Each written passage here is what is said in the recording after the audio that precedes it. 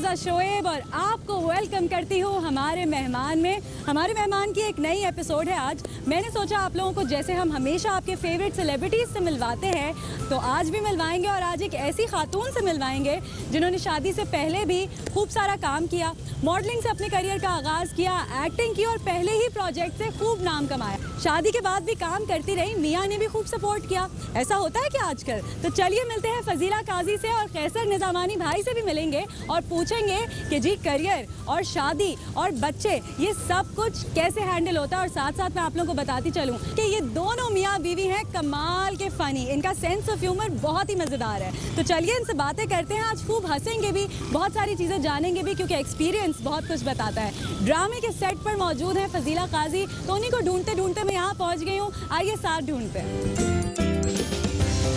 अरे फजीला, अस्सलाम वालेकुम। वालेकुम अस्सलाम, क्या हाल है आपके? बिल्कुल ठीक ठाक। आप मुझे फजीला भाभी कह सकती हैं? फजीला भाभी। मुझे पता है आपको कुछ टेंशन हो रहा था ऐसे फजीला बोलने में। मुझे पता है कभी कभी जो है ना गुस्सा भी कर देती है।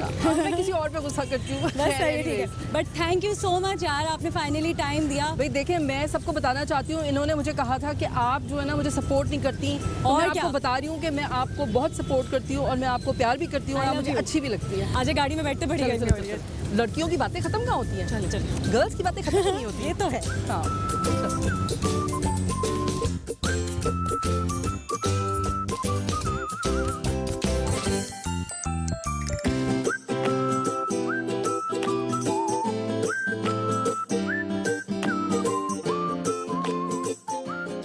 अच्छा फजीला, इन दिनों में कोई ऐसी चीज़ पकाई जो कभी भी नहीं पकाई, कोई नई चीज़ एक्सपीरियंस? नहीं, ऐसे नई तो नहीं, लेकिन हाँ एक दो ऐसी चीज़ें बनाई जो बहुत कम बनाती थी यूजुअली। जैसे मैंने कढ़ी, हमारे घर में मैं और मेरा बेटा एक शौक से खाते हैं, बाकी नहीं खाते तो वो नहीं पकाते थे, तो इस दफ़ा हमने कढ़ी भी पका ली। कढ़ी भी पकाई ज़्यादा, मतलब कढ़ी भी पका ली, और पुलाव बहुत ज़्यादा पकाया गया क्योंकि मज़े का होता है। और भाई को चावल सबसे ज़्यादा पसंद है? हाँ चावल तभी पुलाव, इसीलिए तिहारी पकती है, चावल पकते हैं, बिरयानी पकती है, मटर पुलाव पकता है, और पता नहीं क्या क्या, मतलब चावल की बहुत सारी वो आ गया।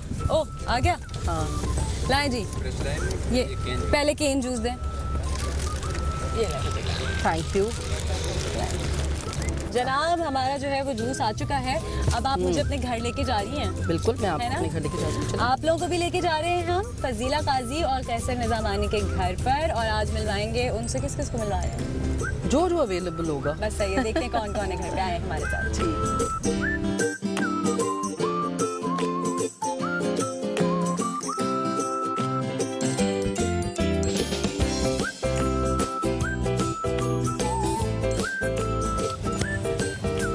आइए जी।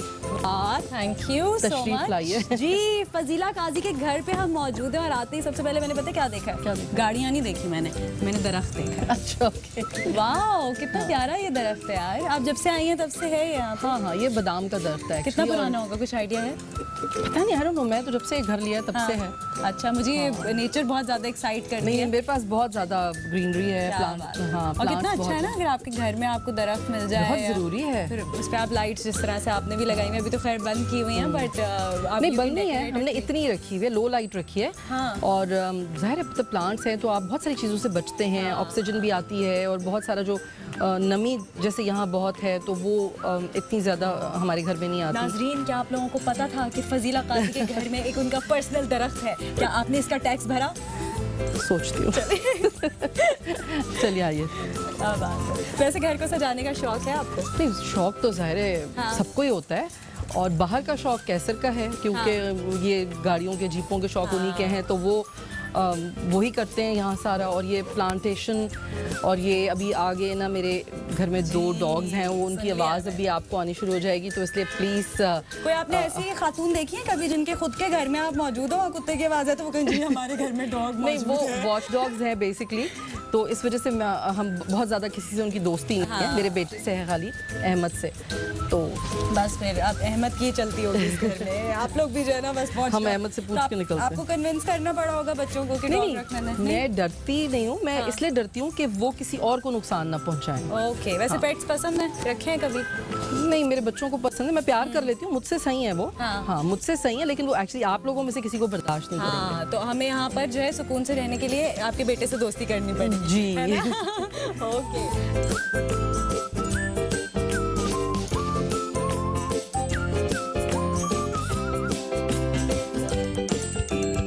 ये है मेरा फेवरेट सेगमेंट, दिल की बात, जिसमें मैं अपने सेलिब्रिटी गेस्ट से जो है वो दिल की बातें करती हूँ। वैसे फजीला, आप कितनी एक्सप्रेसिव हैं? आप अपनी दिल की बात कर लेती हैं आसानी से या नहीं? एट द सेम टाइम मैं एक्सप्रेसिव भी हूँ कई जगहों पे बहुत ज़्यादा, और कहीं कहीं मुझे लगता है कुछ चीज़ें बहुत पर्सनल होती हैं। बिल्कुल। फजीला को किस चीज़ से तकलीफ होती है? कौन सी चीज़ आपको सबसे ज़्यादा चिढ़ाती है? सच्ची बताऊँ? सच्ची बताएं। गर्मी। गर्मी? ओह, मेरे घर में मेरे बच्चे, मेरे मियाँ, सबको हाँ। पता है कि मुझे गर्मी से बहुत घबराहट होती है, चिढ़ाती है। मतलब लाएं जी, कूलर वूलर लगाएं यहाँ पे कुछ। मैं कोशिश ये करती हूँ कि मैं गर्मियों में काम ना करूँ, और यकीन करें मुझे गर्मियों में सबसे ज़्यादा काम करना पड़ता है। अभी भी आप देख लें ह्यूमिड है, तो आई एम ट्राइंग टू गर्मियों का टाइम स्पैन भी तो जरा ज़्यादा लंबा होता है ना myself, या मैं अंदर सोच रही हूँ कि नहीं बाहर बहुत अच्छा मौसम है, बर्फ पड़ रही है। हाँ, अच्छा मौसम है, अच्छा मौसम है, बिल्कुल, हमें बिल्कुल पसीना नहीं आ रहा। और क्या? खुश किस बात से होती हैं सबसे ज़्यादा? मैं बहुत छोटी छोटी बातों से खुश हो जाती हूँ। मेरी बहुत छोटी छोटी खुशियाँ हैं। कोई मोहब्बत से बात कर ले, प्यार से बात कर ले, अच्छी बात कर ले, हंस के बात कर ले। बस दिल दुखाने वाली बातें मुझे परेशान करती हैं, मुझे बुरी लगती हैं।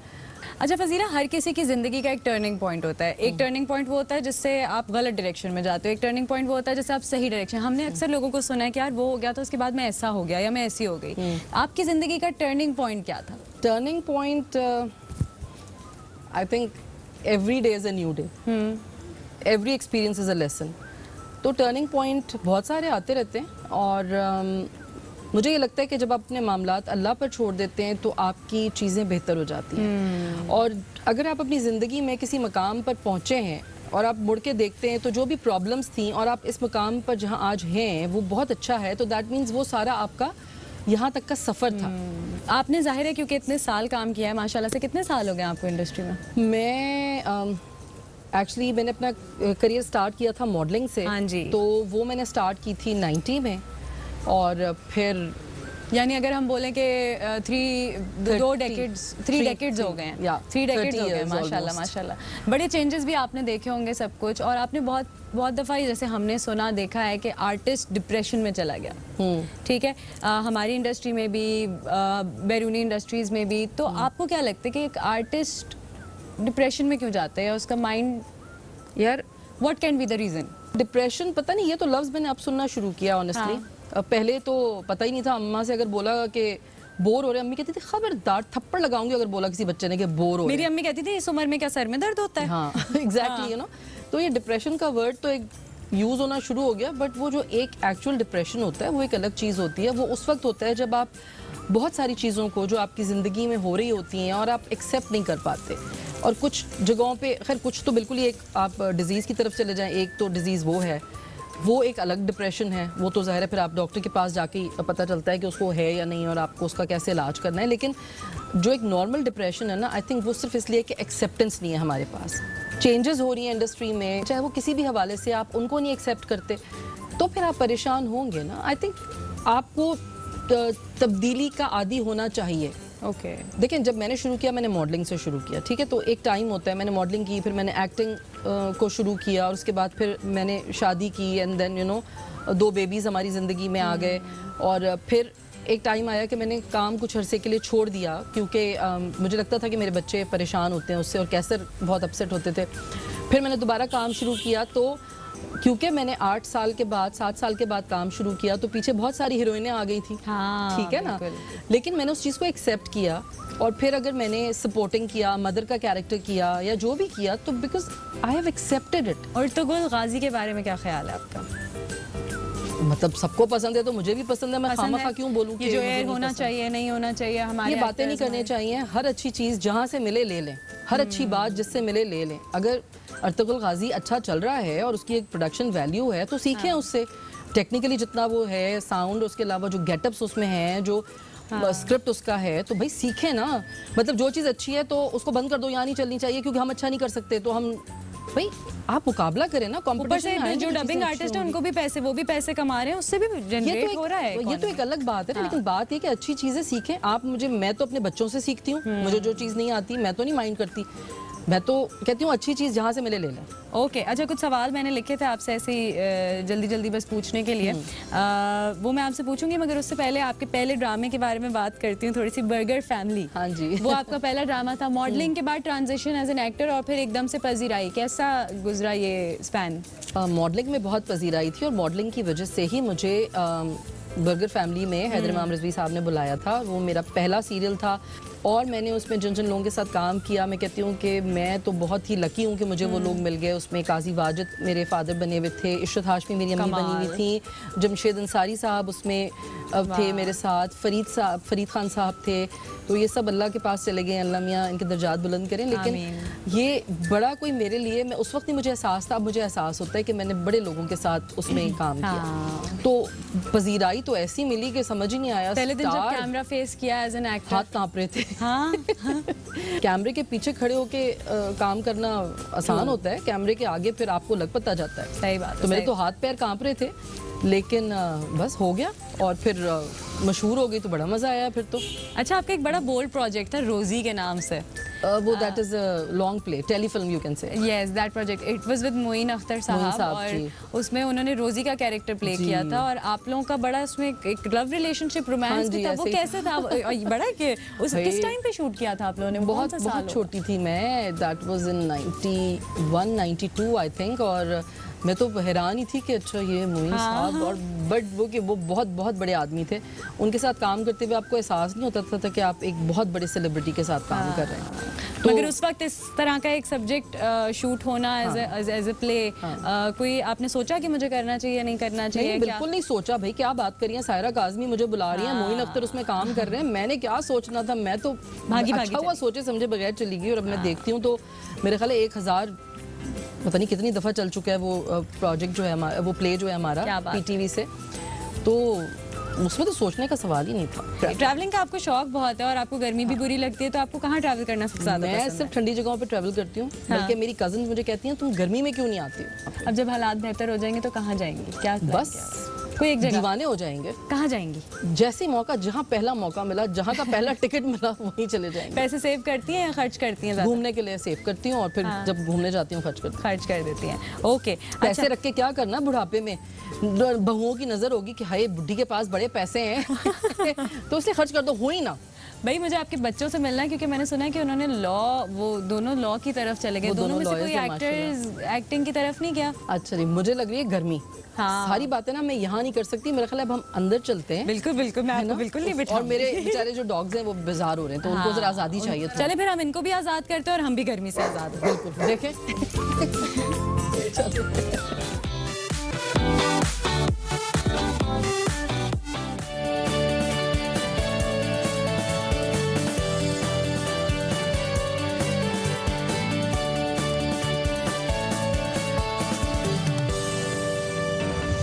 जनाब, आज हमारे मेहमान में खूब मज़े की बातें हो रही हैं और अभी तक मैं और फजीला जी थे इन कॉन्वर्सेशन, बट अब जो है वो कैसर निज़ामानी साहब भी आ चुके हैं। तो अस्सलाम वालेकुम सबसे पहले आपको। वालेकुम अस्सलाम। Thank you so much for taking out time. जाहिर है आप लोगों के रिलेशनशिप के माशाल्लाह से बड़े चर्चे हैं और खूब इंटरव्यूज़ में हमने बातें भी सुनी हैं, तो मैंने भी सोचा क्यों नहीं आप लोगों से चल के चैनल दी रिलेशनशिप तोड़वाएंगे तुम्हारे, है ना, है ना। लेकिन मैं नहीं तोड़वाऊंगी, मैं आपसे करूँगी आज थोड़ी डिफरेंट बातें। मैं ये कहने वाली थी आज मैं नहीं पूछूंगी कि आप लोगों की इतने साल जो शादी चली उसका क्या राज है। राज ये है कि जब मैं राज बताती हूँ तो फिर हमारी लड़ाई होनी शुरू हो जाती है। फिर अच्छा हमारी लड़ाई नहीं होती है, हम एक दूसरे को जो सोचते हैं वो बोल देते हैं। फिर औरतें मुझे ना कमेंट्स में लिख रही होती हैं, हाय कैसी हो, अपने मियाँ से कैसे बात करती हो। फिर भाई मैं स्ट्रेस में आ जाती हूँ। एक बहुत पुरानी बात है कैसे की, वो ये कि मारो भी खुद रो भी खुद। चलो जी तो खुद को ही मारोगे, खुद को ही मारोगे, खुद को ही रोगे।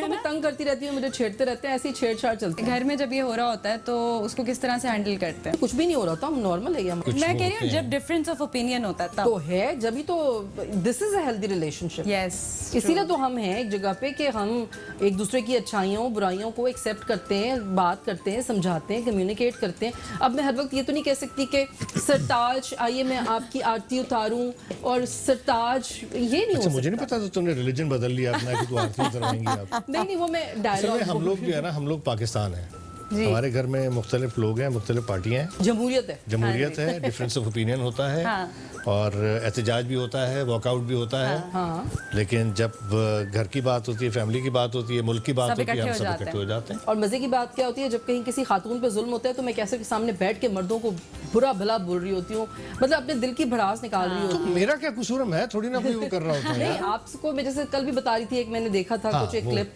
तो इस तरह की बातें हम शेयर करते हैं। भाई आजकल जो है, जो हालात चल रहे हैं, सोशल मीडिया देखो, डिप्रेशन है, ये देखो डिप्रेशन है, वो एक और चीज़ है कि दुनिया भर में डिवोर्स का रेट भी बहुत ज़्यादा बढ़ रहा है। और क्या वजह है इसकी? कुछ लोग कहते हैं जी टॉलरेंस की कमी है, कुछ लोग कहते हैं कि जी लड़कियां जो है वो बहुत ज़्यादा एडवांस हो गई हैं, काम करने बाहर निकल गई हैं, कुछ लोग, हर किसी के अलग अलग रीजंस हैं।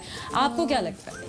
नहीं, आई थिंक एक तो टॉलरेंस थोड़ी सी कम हो गई है, टॉलरेंस लेवल थोड़े कम हो गए। तो मुझसे पूछे मैंने कितने साल बर्दाश्त किया, उसके बाद फिर मेरा रोब शुरू हो गया। हाँ, तो मतलब इट टेक्स टाइम, ऑब्वियसली आपको जरा अपनी पहले आपको दिखानी पड़ती है। मतलब मैं अपनी अम्मा से पूछूं कि अम्मा तुम बाबा के साथ नहीं, तो बोलेंगी कि तुम्हारे बाप के साथ। हमारे ऐसे तुम्हारी अम्मा से हम पूछें, कौन यार? नहीं, देखो भाई, सीधी सी बात है, आप पहले अपने आप को प्रूव करें, आप अपनी तरफ से अच्छाई करके दिखाएं, और उसके बाद फिर आप मतलब अपने हुकूक, अपने फराइज पूरे करें, फिर अपने हुकूक मांगें। तो कितने टाइम आपने बर्दाश्त किया, तो फिर आपने रूल करना शुरू किया? आपको इनकी सेहत देख के अंदाजा नहीं होता, इतने अच्छे खाने पका के खिलाती हूँ मैं इनको।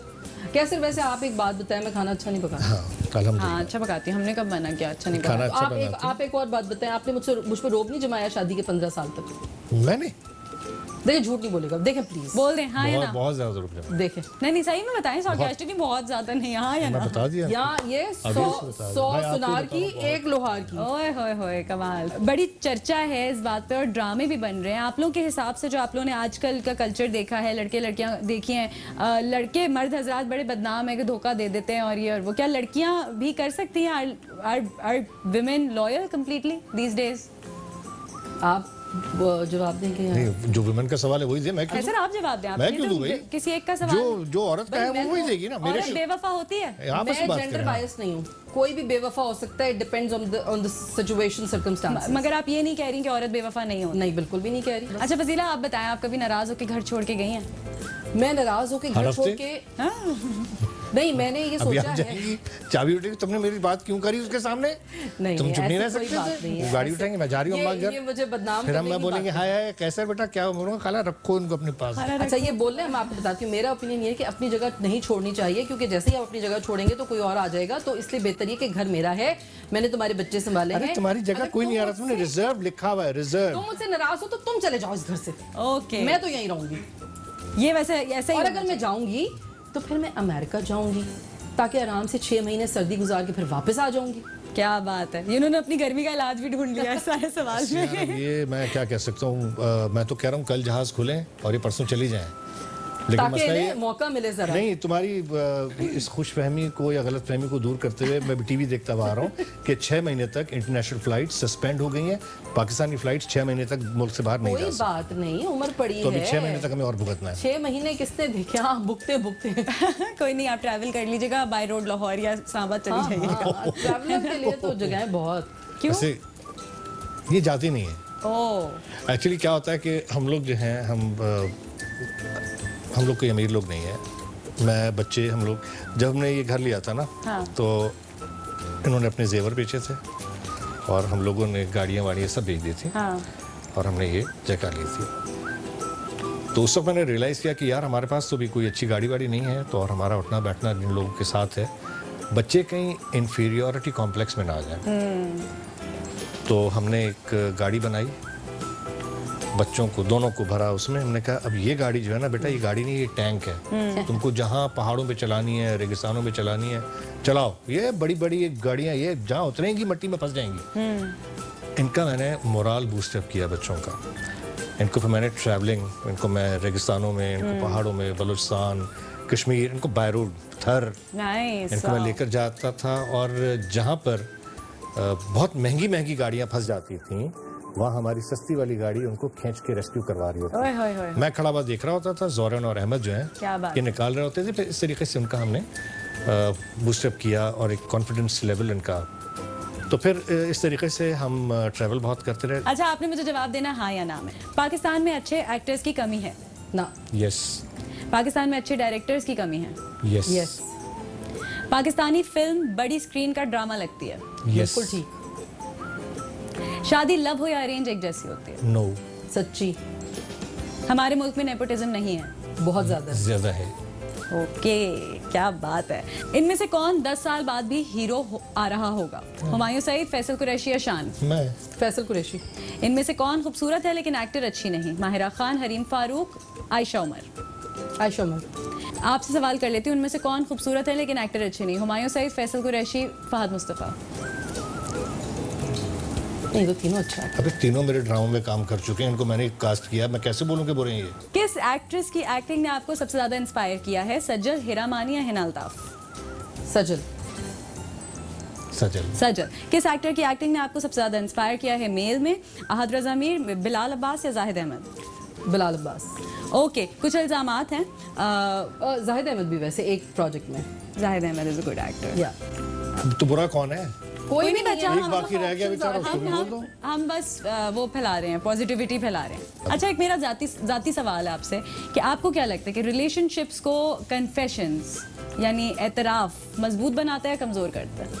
मेरा ख्याल है मजबूत बनाता है। कन्फेशंस हेल्दी होते हैं रिलेशनशिप के लिए? हाँ। वो जो पुराने लोग कहते हैं कि भाई पूरा सच नहीं बोलना चाहिए, शादी में पूरा सच नहीं बोलना चाहिए। नहीं, शादी में पूरा सच ही बोलना चाहिए तो आप ठीक रहते हैं। अगर आपने आधा सच बोला होता है तो फिर बाद में आप ना कंफ्यूजन में रहते हैं और फिर कोई बात होती है तो आप डरते रहते हैं। क्या होता है? मैं डरती नहीं इसीलिए इनसे। अगर मैं झूठ बोलूंगा ना, मैं 2 दिन बाद भूल जाता हूँ। हाँ, फिर वो आपके ये- साथ होती क्या है? ये बताएं। ये जो आप साथ नहीं होता कुछ। घर में लेकिन जब- मैं कोशिश करता हूँ मैं झूठ बोलूँ ही ना। कभी आपने झूठ पकड़ा है इनका? नहीं यार, झूठ क्या पकड़ना होता है, कोई मुकाबला थोड़ी हो रहा है। इंसान है, सच झूठ नहीं, कोई कभी बात पता है, चला कभी कि नहीं झूठ बोला था या कुछ इस तरह से? नहीं, हम तो बातें इतनी करते हैं, लड़ते इतने, हमारा झूठ रहते वैसे ही हैं। निकल जाती है मुझसे बातें। हाँ हाँ। अच्छा, नेपोटिज्म की आपने बात की कि है नेपोटिज्म, तो कुछ कहना चाहेंगे इसके बारे में? फेस किया हम दोनों ने। मतलब मैं कभी किसी ग्रुप का हिस्सा नहीं रही, ये कभी किसी ग्रुप का नहीं रहा। शुरू में इनका था एक मतलब एक दोस्तियां हो जाती हैं। देखो, दोस्तियां हो जाना कोई बुरी बात नहीं होती है, लेकिन इशू इज दैट कि दोस्ती में आप किसी को एक दफ़ा सपोर्ट कर सकते हैं। ये नहीं है कि आपने बस हमेशा यही बंदा लेना है, दूसरे किसी का नाम आया आपने उसको कह देना कि नहीं नहीं ये नहीं भाई, ये नहीं चाहिए, मेरा फलाना दोस्त है वो बड़ा अच्छा है उसको ले लो, या फलानी मेरी दोस्त है बड़ी अच्छी उसको ले लो। ये गलत बातें हैं।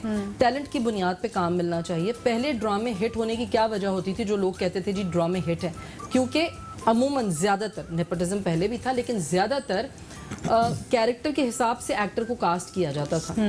अब जो है डेटों के हिसाब से कास्ट किया जाता है, दोस्तियों के हिसाब से कास्ट किया जाता है, ये सारी अच्छा, चीजें इसमें मैं खानदानों के हिसाब से कास्ट किया इसमें जाता मुझे है। थोड़ा सा बोलने दो। जी।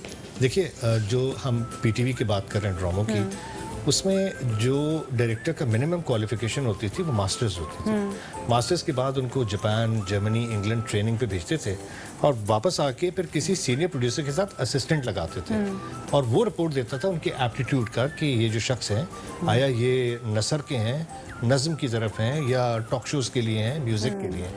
फिर जनरल मैनेजर वो रिपोर्ट देखने के बाद उस प्रोड्यूसर को काम देते थे। फिर एक चीज़ आपको और समझाऊं, जो मैं 10-15 साल से हर इंटरव्यू में कहता आ रहा हूँ, उस वक्त ये समझिए कि 98 तक या 2000 तक टेलीविज़न पे एक्टिंग करना, किसी भी चैनल पे टेलीविज़न पे एक्टिंग करना प्रोफेशन या करियर नहीं था, ना आज है।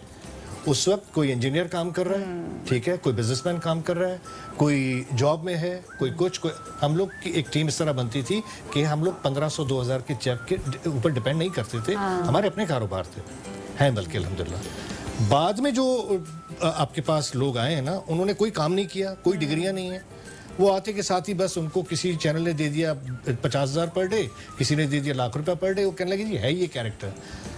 अब पूछो ज़रा उनसे, ये करियर नहीं है इस मुल्क में।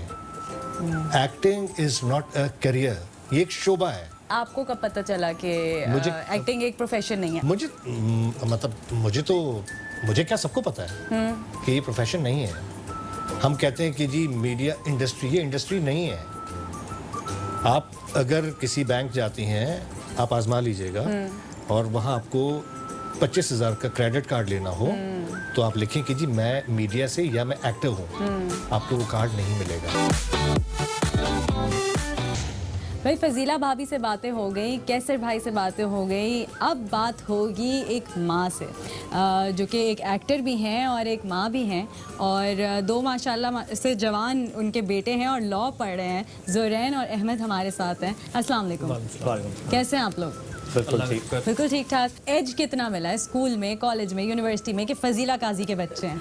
बताते ही नहीं थे पहले तो। नहीं, पहले हम लोग ने कभी वैसे बताया नहीं है। हाँ। मतलब खुद हमने कभी नहीं बोला कि हम लोग इनके देख लिया हो, लेने आ गई हो, पिक करने आ गई हो, पेरेंट टीचर उसका एज कभी हमने ऐसे मिला है हमें काफी दफा पे, लेकिन कभी हमने बाय चॉइस कभी नहीं लेने की कोशिश की, because I think it's unfair with the others. लेकिन सच सच बताना, कभी किसी को बोला है फजीला काजी के बच्चे हैं हम? नहीं, वो हमने जो भी करना होता हम खुद कर लेते। हम खुद ही कर लेते हैं। बाकी ये फजीला काजी के बच्चे हैं। भाई मैं इनकी छोटी बहन हूँ। हाँ, ये अब जैसे मुझे ट्रीट करते हैं, वैसे तो हम दोस्त हैं माशाल्लाह तीनों, लेकिन मुझे लगता है कि मैं इनकी छोटी बहन हूँ। जितना ये मेरा टेक केयर करते हैं, जितना ये मेरा ख्याल करते हैं, तो अब मामला चेंज हो गए हैं। तो दोस्ती जो है वो माँ बाप से होती है, मगर एक रिस्पेक्ट फैक्टर भी होता है, एक डर भी होता है, वो सारी चीज़ें होती हैं माँ बाप के साथ। तो किस तरह से बातें शेयर कर पाते हैं आसानी से, वो तो फजीला ने बता दिया, मगर कोई ऐसी डर नहीं है, कोई भी नहीं है। हाँ अभी माशाल्लाह बड़े हो गए, अभी कहाँ से डर होगा। अच्छा, तो कभी कोई गर्लफ्रेंड हुई तो बताया आके? तो मतलब व्हाई नॉट बताया? I mean yes you should. कोई किस्सा तो बताएं कि आके your mother is going to find out regardless, तो इससे बेहतर है कि आप खुद ही बता दें। तो कैसे रिएक्ट करती है? देखिए मैं एक बात बताऊं आपको, पहले तो ये कि ये नहीं कहते कि हम फजीला काजी के बच्चे हैं, बल्कि अब मैं कहती हूँ कि जी मेरे बेटे दोनों माशाल्लाह। तो इसलिए जो है ना, मतलब अब मैं उस चीज़ को एक्नॉलेज करती हूँ और उस पर माशाल्लाह फ़ख्र भी करती हूँ, और मुझे खुशी भी होती है कि अल्हम्दुलिल्लाह अल्लाह ताला ने ऐसे बेटे दिए हैं माशाल्लाह के जो, वरना आजकल आप बड़े परेशान होते हैं बच्चों से जी। लेकिन मेरे बच्चों से जितनी मेरी दोस्ती है, उसके साथ साथ रिस्पेक्ट का भी लेवल उस तरह का है कि कभी भी अगर मैंने कभी इनको कुछ कह दिया तो इन्होंने ना मुंह बनाया, ना आगे से कोई इस तरह की बदतमीजी। और कभी इन्होंने आपको कुछ कह दिया तो आपने मुंह बनाया या नहीं? मैं तो हर वक्त बनाती रहती हूँ। तो फायदा उठाती हूँ ना। अच्छा, एक खातून होने का फायदा उठाती हूँ। अच्छा, डोंट डूज क्या थे अम्मी की तरफ से हमेशा? द बेसिक, बदतमीजी नहीं करनी, झूठ नहीं बोलना, ऑल द बेसिक थिंग्स। अच्छा, बच्चे गलतियां करते हैं लेकिन कभी कभी माँ बाप भी गलतियां कर जाते हैं, है ना?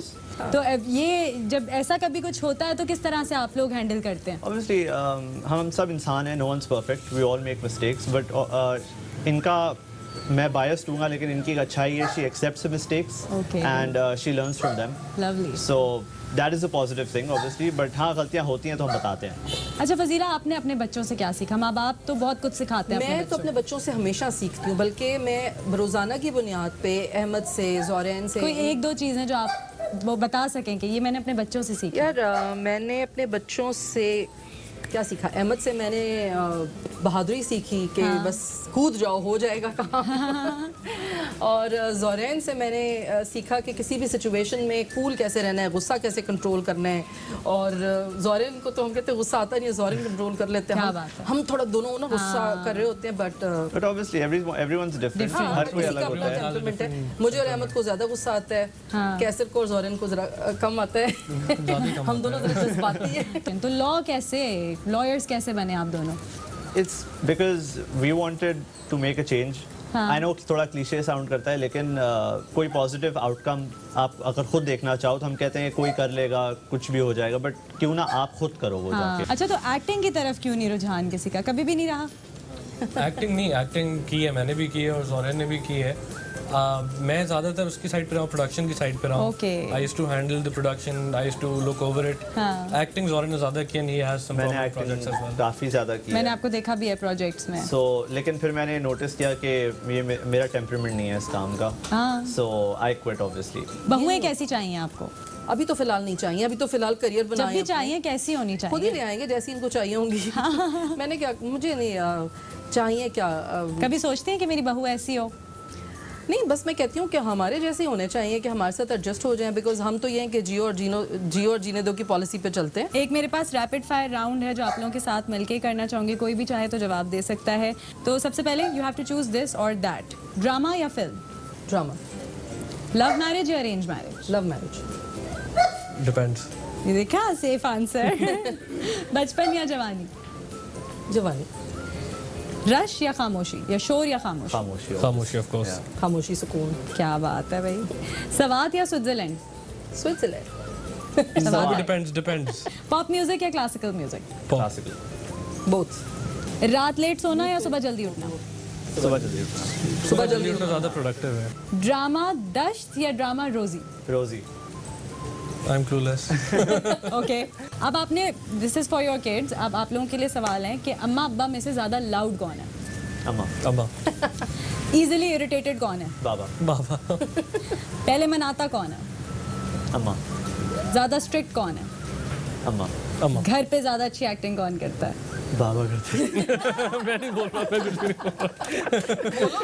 कुछ भी नहीं बोल रहा। Honest answer, yeah. I'll set pass। पे ज़्यादा अच्छी एक्टिंग कौन करता है? I think दोनों वो अच्छे। set पे तो दोनों अच्छे। they're equally good in their own शुक्र है बाबा बोल दिया इसमें। ओके, मूडी सबसे ज़्यादा कौन है? बाबा है। डिपेंड्स। नहीं, I think नहीं बाबा है। वो For sure. सिचुएशन पे डिपेंड करता नहीं, है। I think for sure बाबा। खाने का शौकीन सबसे ज़्यादा कौन है? हम तीनों हैं बाबा के अलावा। सबसे ज़्यादा पैसे किससे मिलते हैं? वो जिसके वॉलेट में होता है निकाल लो। ओके, कुछ इल्जामात हैं आपकी अम्मा पर जो आप भी चाहें तो एक्सेप्ट भी कर सकती हैं, रद्द भी कर सकते हैं। You can participate in it. Okay, Fazila, आप पे इल्ज़ाम है कि आप कहती हैं कि कैसर अंदर से अभी तक वडेरे हैं। इल्ज़ाम क्या मतलब है? आप घर में बहुत डोमिनेट करती हैं। Not exactly. नहीं। शूट पे अगर लंच थोड़ा लेट हो जाए तो आप नाराज़ हो जाती हैं। अगर शाम के 6 बज जाएं तो ज़रूर, मेकअप से ज़्यादा अपने बालों के बारे में कॉन्शियस हैं आप। क्योंकि मेकअप मुझे आता है और बाल बनाने मुझे नहीं आते। ओके, आप पर इल्ज़ाम है कि अगर आप नाराज़ हो तो जब तक कैसर भाई गाना गा के नहीं सुनाते आप नहीं मानती। बहुत शदीद झूठा इल्ज़ाम है। जिंदगी में नहीं हुआ। आप पर इल्ज़ाम है कि आप दावतों पे नहीं जाती। बिल्कुल ठीक इल्ज़ाम। ओके, आप पर इल्ज़ाम है कि आप कहती हैं कि कैसर भाई ने आपको मॉर्निंग शोज नहीं करने दिए। नहीं, वो तो खुद भी। नहीं, मॉर्निंग शो वो वाला होस्ट नहीं करने दिया। होस्ट नहीं करने दिया। यस। क्यों, क्या वजह थी? कहते मैं तुम्हारे हाथ के अलावा किसी और के हाथ की चाय नहीं पी सकती। वाह। सुबह मुझे चाय कौन पिलाएगा?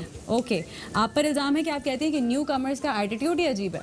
ना, मेरी तो सारे न्यू कमर्स से बहुत अच्छी दोस्ती है। दोस्ती है? हाँ, कोई बुरा एटीट्यूड नहीं है किसी का भी। क्या बात है। तो भाई अब मैं आप लोगों को एक और चीज़ बता दूं, पता नहीं आप लोगों को पता है या नहीं, मुझे नहीं पता थी, मुझे आज पता चली है कि फजीला शायरी भी कर रही हैं। क्या बात है। तो क्या इंस्पिरेशन थी, कैसे शुरू की शायरी? तो कई दफ़ा मुझे भी बहुत सारी चीज़ें देख के फील होता था, एहसास होता था, लेकिन अब वो उसको वेंटिलेट कैसे करें, कहाँ करें, बात करें तो फिर वो भी कभी गलत हो जाता है, लोग अफेंड हो जाते हैं, कुछ हो जाता है। तो मुझे लगा कि बेस्ट तरीका ये है कि आप उसे अपनी शायरी के ज़रिए जो है बाहर निकालें अपने दिल से, अपने दिमाग से। तो कुछ पढ़ के सुनाए ना हमें। एक मेरी नज़्म है जी। हाकिम और महकूम। हाकमियत और मिल्कियत, अदम तहफ़्फ़ुज़ और एहसास कमतरी का शिकार ये मर्द, अदम तहफ़्फ़ुज़ और एहसास कमतरी का शिकार ये मर्द, हमारे ज़हनों और जिस्मों की वजह ग़ुलामी अपनी मोहब्बत बतलाएंगे और हमारी रूहें अपनी इज़्ज़त के बोझ तले दबाएंगे। सिर्फ़ इस पर ही बस नहीं करेंगे बल्कि हमारे मरने के बाद भी हमारी कब्रों पर अपने नामों के कुतबे लगाकर अपनी अना को तस्कीन पहुंचाएंगे और हमारी बेवजूद कब्रों पर भी अपनी मिल्कियत जताएंगे। तो बस ये एक था, एक एक्सप्रेशन, एक लवली ख्याल, एक लिखा सोच आपने बहुत अच्छा है, लिखा जो आपने मेरे बहुत ज़हन में अच्छा है। क्या बात है, क्या बात है। Thank you so much Fazila, मुझे बहुत अच्छा लगा आपके साथ सारा दिन गुजार के। And I have made a new friend now and Allah ताला आपको इसी तरह सेहत दे, तंदुरुस्ती दे, आपको बहुत सारी तरक्कियाँ दे। थैंक यू सो मच, आप दोनों ने टाइम निकाला। These guys was really busy, इनकी बारियाँ लगी हुई थी लेकिन मैंने कहा नहीं, मुझे दोनों को साथ बिठाना है तो आ गए। Thank you for having us. Thank you. आप लोगों से कुछ बात करनी है। अभी फजीला ने जो अपना लिखा हुआ सुनाया भी, उससे रिलेटेड भी I would just want to say कि जिस तरह उन्होंने बोला ना कि मैंने अपने बच्चों को कहा है कि अगर तुम्हें कोई मजलूम नज़र आए तो तुम ख्याल रखना, तो मैं भी ये सोचती हूँ और मुझे लगता है कि माँ बाप को बचपन से जो हम अपनी बेटियों को सिखाते आते हैं कि जी आपने शादी करनी है, आपने इस तरह से रहना, आपका शौहर ऐसा होगा, आपका ससुराल ऐसा होगा, इसी तरह से अगर हम बचपन से अपने बेटों को भी सिखाते रहें कि जी आपकी भी शादी होनी है, एक लड़की ने आपकी ज़िंदगी में आना है, आपने उसका इस तरह से ख्याल रखना है। ज़रूरी नहीं है कि आपकी ज़िंदगी मुश्किल गुजरी हो या नहीं गुजरी हो, आपका शौहर अच्छा हो या बुरा हो, आपने अपने बेटे को वैसा बनाना है जैसा कि हम अपने लिए शौहर चाहते हैं, जैसे हम अपने लिए दामाद चाहते हैं, जैसे हम चाहते हैं कि हमारी बेटियां या हम खुद ऐसे घरों में जाएं, वैसा अपना घर बनाएंगे आप तो लोगों के पास वैसा घर मैसर होगा। मुझे दीजिए इजाज़त, मेरे शो का फीडबैक देना मत भूलिएगा। मिलूंगी आपसे नेक्स्ट वीकेंड संडे को 7 बजे किसी एक नए शो के साथ, किसी नए सेलिब्रिटी के साथ, किसी नई जगह पर, कुछ मज़े मज़े की बातों के साथ। तब तक रखिए अपना और साथ साथ दूसरों का ख्याल। अल्लाह हाफ़िज़।